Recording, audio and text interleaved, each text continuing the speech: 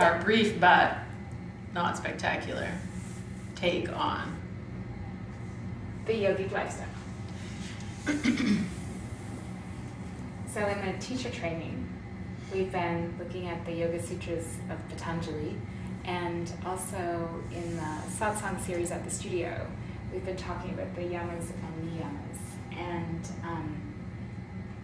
it's been interesting to find the context for some of these ideas and intentions and conducts in the context of 2017.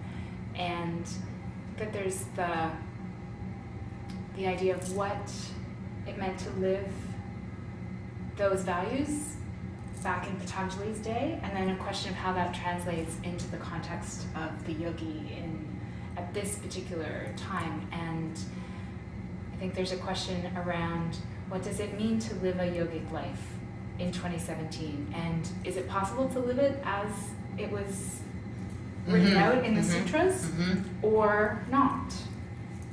And so what do you think about that? Well, I think it, on some levels, would probably be quite difficult to live like everything. Challenges are different in our time, and I think our upbringing and the values that we place on things in modern day society might come a little bit into conflict with some of the things that you read, or the way that you could interpret what Patanjali is saying in the sutras. I'm just trying to think of a specific example, but that's one thought. Well, one of the examples that he's talking, or one of the suggestions, like the first yama is ahimsa, non-violence or non-harming, and in his context, he's talking about it in part as choosing a vegetarian diet. Okay. And that's one of the restrictions, that you restrict yourself from eating meat and you choose a plant-based diet. And do you think that's necessary to be a yogi? Like, is that, because in Patanjali's world, the yamas and niyamas, these choices that you're making and the restraints that you're limiting yourself to are with the intention of developing or honing yourself as a yogi. And what does it mean, like, to be a yogi, to live a lifestyle in keeping with that? Like, does it mean a vegetarian diet, for example? Well, I think for Patanjali it certainly does, but I don't know that it's based on our modern day notion of non-harming animals, for example. I think for Patanjali certainly it's much more about a philosophical stance, where it's the role that the gunas play in the body, and that if you're going to consume meat, then you are going to bring up more tamasic energies in the body, which are probably not very conducive to a meditative state, which is, after all, what he advocates, to elevate yourself to a closer, to a more sattvic element within yourself. So I don't think that is necessarily what we mean when we say have a vegetarian diet now. The reasons behind it, at least, are possibly not the same. Right, like the reasons are more political than to cultivate a kind of internal clarity that aids in meditation. Right.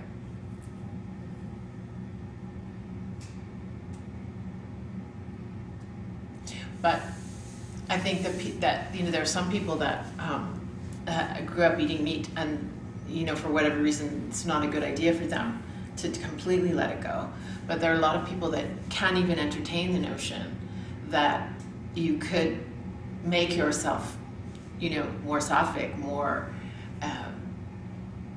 more sweet, also more sweet, more kind, more open maybe to what you see in front of you by changing your diet. Right. Right. So that people take it as a sort of like already they're like pushing back against that concept, maybe without even trying or considering it a little bit more in the philosophical context. Yes, right. And I don't think it always gets put out that way. Sometimes it gets put out as, so it means that you can't do this, which tends to put people's back up a little bit, I think. And so maybe that's also like a factor in, expressing what a yogic lifestyle is in the modern day. To students of yoga who maybe recognize from doing asana that they want like more. They want to let it spread in their life. Mm-hmm. Right, because also a little bit of the mythology is that it doesn't need to be explained or contextualized, and that if you're doing asana and you're just making these choices, that then magically it's all going to happen. Everything else will unfold, and that there doesn't have to be that level of thoughtfulness or intentionality behind the actions. That asana, then everything else. Well, and then the reverse, right? If it doesn't happen to you, that personally was my experience. But if that doesn't happen to you, then it doesn't matter or something, right? That's what I find. Bad person. Well, there's that happens. Or bad yogi. Yeah, you're not good enough, or it doesn't matter, right? Oh, that's not for me. That one, I can skip over it.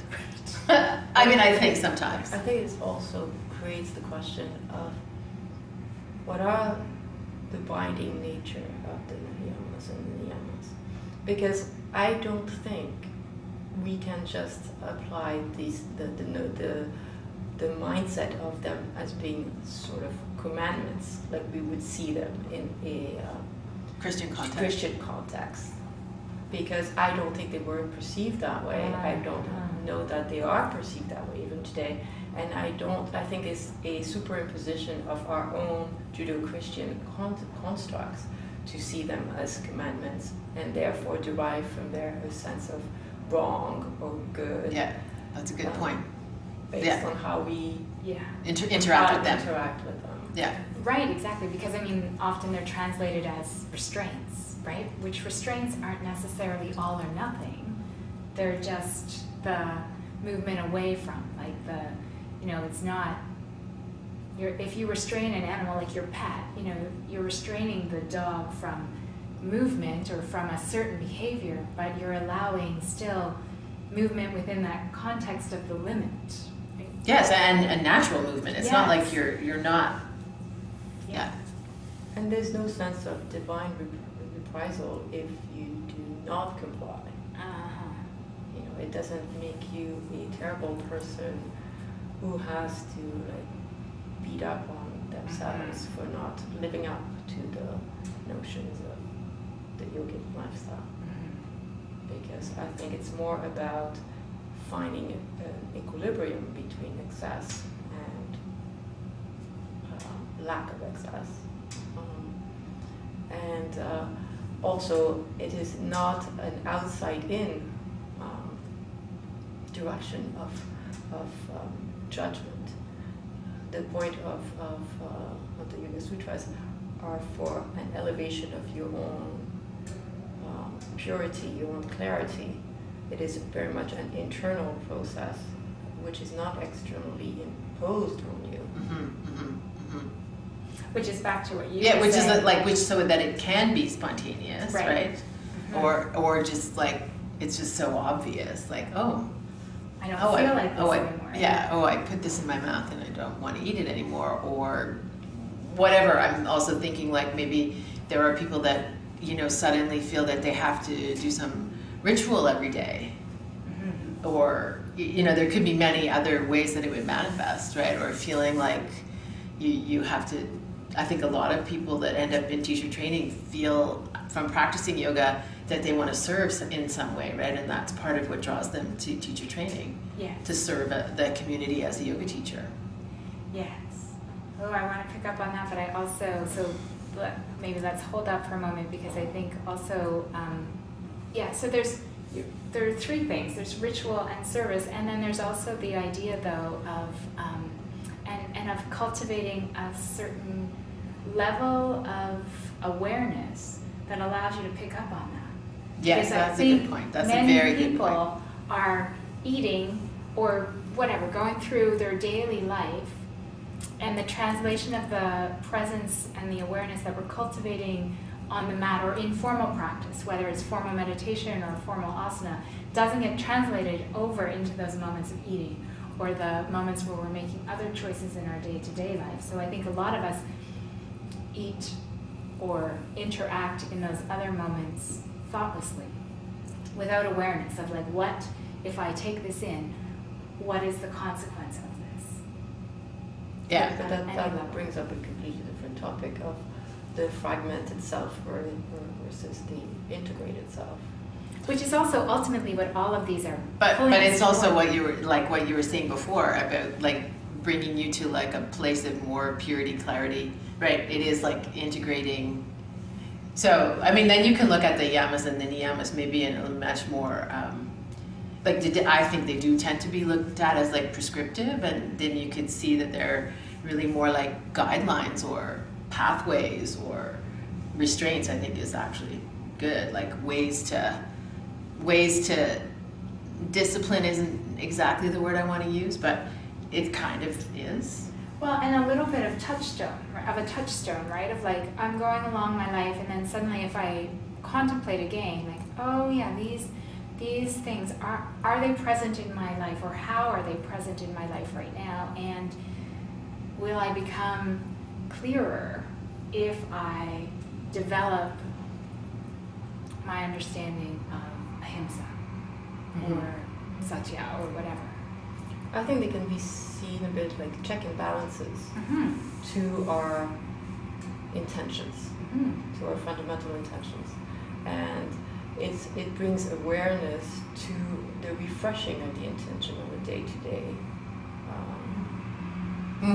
reality. From a moment to moment, it asks you to check, to do an internal scan to see if what you're doing is in fact aligned with your intention that you have set for yourself, what you consider to be your calling or your core desire. And I think in that sense, it is a great way to be able to self-adjust or self-correct without necessarily getting down on yourself. Yes. Yes. Yeah, and it's asking you, like, because if we move this to an ideal, on an ideal level, we already know on a daily basis what we most need. So, today I feel like eating apples, and tomorrow I feel like eating kiwi, and today I want tuna, and tomorrow I don't want any flesh, or, like that. On a day-to-day basis, if we're tapped in some way to, and the intention is manifesting, then it guides all of these choices in a way that moves us toward a more sattvic experience. Yeah. Yeah, I mean, it's true, like the gunas is a good way to, is another good, like, kind of, guideline, bigger guideline too, and then they're like refinements. Very interesting. So yogic lifestyle is more of an alive thing, right, than like a set down in stone thing.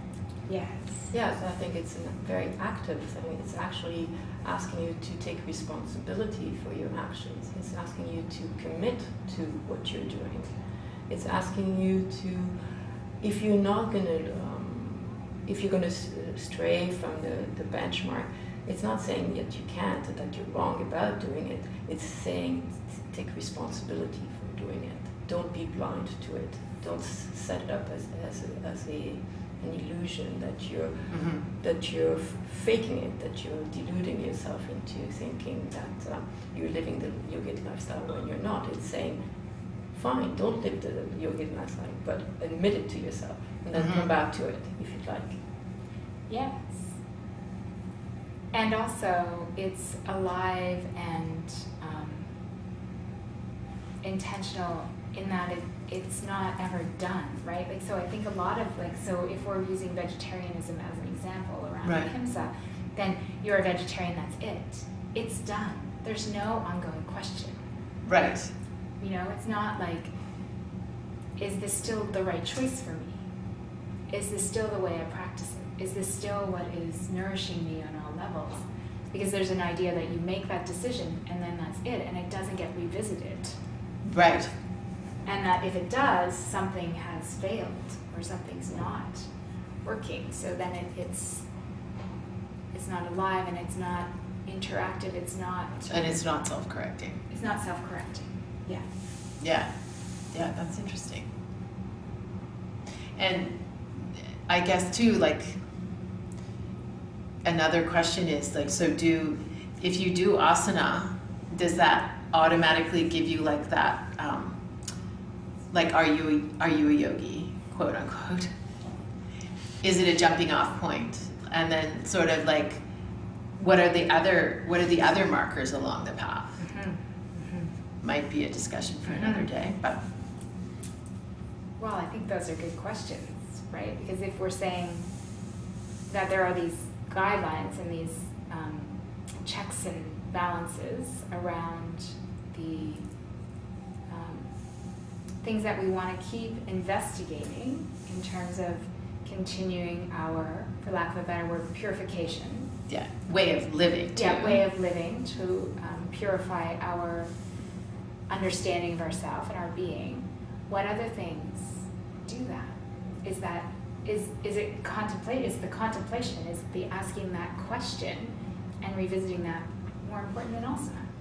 Well, and I would say also, like, so does asana build the energy in the body to be able to do those things? Does meditation build that energy? Like, is there a hierarchy? Do they work together? Like, it's obviously personal. Mm-hmm.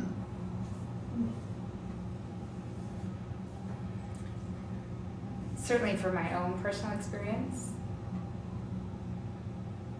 the formal practice, which for me was asana because I found it more available than meditation initially, it cultivated a certain kind of strength, as a certain kind of internal fortitude that possibly did also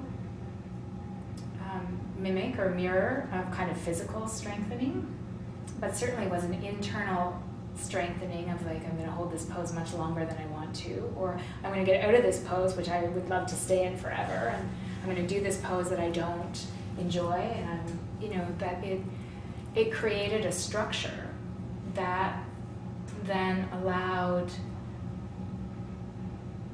or created or allowed to arise a certain kind of strength or awareness that then helped with choices that I would have made differently without it.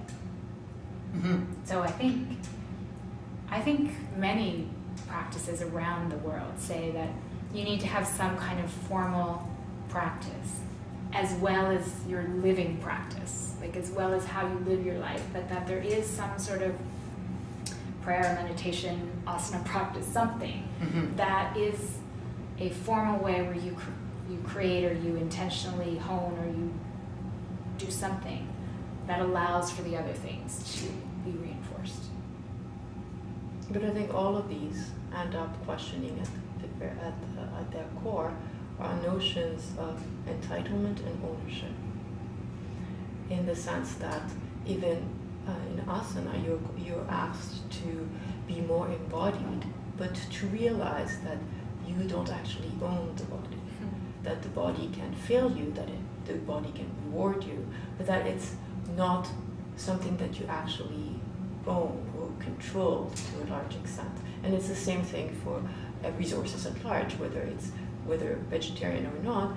It's the awareness that you do not own and you are not necessarily entitled to the resources around you. You can use them, you can borrow them, but they're ultimately not yours.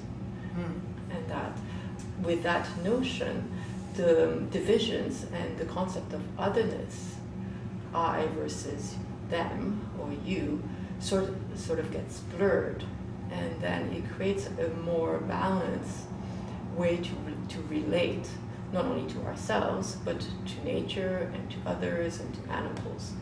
And so I think fundamentally it places back, it shines a light on the notions of ownership and entitlement. And scarcity and abundance, right? Because I think often those choices are coming from a place, from a belief in deficit, right? Like there's not enough, therefore I must take what I need, and I must hold it, and I can't share it. So it's entitlement, but it's got a survival kind of also shade to it, where it's based on a fundamental principle that there is not enough, right? Where if we were looking at, Tantra or other yogic philosophies, they would say that fundamentally there is enough, that there is everything, that there is more than enough. And so then we don't need to take in the same way if there's an understanding that there's always enough. But I mean, also, like fundamentally, if we're talking about 2017, the experience of people in the world, and I think like the drive towards asana or practices that have maybe like give the hope, right, of feeling we're integrated, is that like we've kind of maybe lost the ability to even think about it in terms of like ownership and entitlement, because somehow it feels to me like people are kind of lost a little bit. So I'm always kind of surprised at people who actually like take to asana or take to meditation. Like you can really see how they interact a little bit differently, even just on that small scale, like just between people, in terms of how they are able to make more space, like maybe like for another idea or another person. And also how you can see how they start to interact differently with themselves. Yeah, and I mean, and that's my experience too, like personally. But yes, so I mean, so all those things, like it's so obvious, right? That like even just trying to pursue a yogic lifestyle is a really good idea for everybody. On a very basic, like without even knowing that that's what we're doing, right? Like I think there is some pull toward. There is some fundamental desire. Well, we want to be whole. Yeah, we want to be whole. We want to be like everything. Yeah. And we can be. Yes. So, yogic lifestyle, very good idea.